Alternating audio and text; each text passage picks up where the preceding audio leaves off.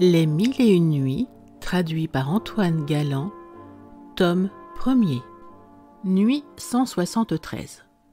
Sire, le prince de Perse, avant que d'écrire, donna la lettre de Shemselnihar à Ebn Thaher et le pria de la tenir ouverte pendant qu'il écrirait, afin qu'en jetant les yeux dessus, il vît mieux ce qu'il y devait répondre. Il commença d'écrire, mais les larmes qui lui tombaient des yeux sur son papier l'obligèrent plusieurs fois de s'arrêter pour les laisser couler librement. Il acheva enfin la lettre, et la donnant à Ebn Thaher. « Lisez-la, je vous prie, lui dit-il, et me faites la grâce de voir si le désordre où est mon esprit m'a permis de faire une réponse raisonnable. » Ebn Thaher la prit et lut ce qui suit.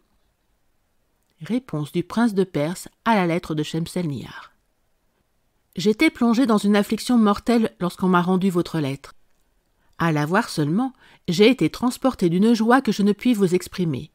Et à la vue des caractères tracés par votre belle main, mes yeux ont reçu une lumière plus vive que celle qu'ils avaient perdue lorsque les vôtres se fermèrent subitement aux pieds de mon rival. Les paroles que contient cette obligeante lettre sont autant de rayons lumineux qui ont dissipé les ténèbres dont mon âme était obscurcie. Elles m'apprennent combien vous souffrez pour l'amour de moi et me font connaître aussi que vous n'ignorez pas que je souffre pour vous. Et par là, elles me consolent dans mes maux. D'un côté, elles me font verser des larmes abondamment, et de l'autre, elles embrasent mon cœur d'un feu qui le soutient et m'empêche d'expirer de douleur. Je n'ai pas eu un moment de repos depuis notre cruelle séparation. Votre lettre seule apporte quelque soulagement à mes peines. J'ai gardé mon morne silence jusqu'au moment que je l'ai reçue. Elle m'a redonné la parole. J'étais enseveli dans une mélancolie profonde. Elle m'a inspiré une joie qui a d'abord éclaté dans mes yeux et sur mon visage. Mais ma surprise de recevoir une faveur que je n'ai point encore méritée a été si grande que je ne savais par où commencer pour vous en marquer ma reconnaissance.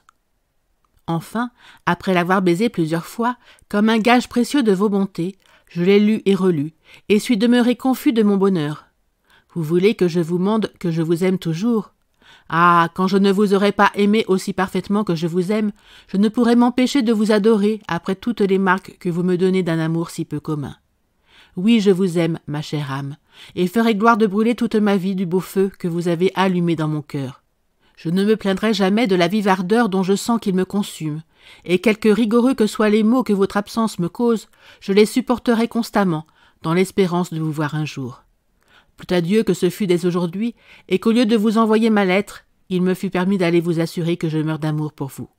Mes larmes m'empêchent de vous en dire davantage. Adieu. Ebn Thaher ne put lire les dernières lignes sans pleurer lui-même. Il remit la lettre entre les mains du prince de Perse en l'assurant qu'il n'y avait rien à corriger. Le prince la ferma, et quand il l'eut cachetée. « Je vous prie de vous approcher, dit-il à la confidente de Shemselnihar, qui était un peu éloignée de lui. Voici la réponse que je fais à la lettre de votre chère maîtresse. Je vous conjure de la lui porter et de la saluer de ma part. » L'esclave confidente prit la lettre et se retira avec Ebn Thaher. En achevant ces mots, la sultane des Indes, voyant paraître le jour, se tut, et la nuit suivante, elle continua de cette manière. Merci d'avoir écouté cette vidéo. Si cette vidéo vous a plu, vous pouvez vous abonner gratuitement à la chaîne Coin Livre Audio. N'oubliez pas de liker avec le pouce vers le haut. Vous pouvez aussi me laisser un commentaire. À bientôt.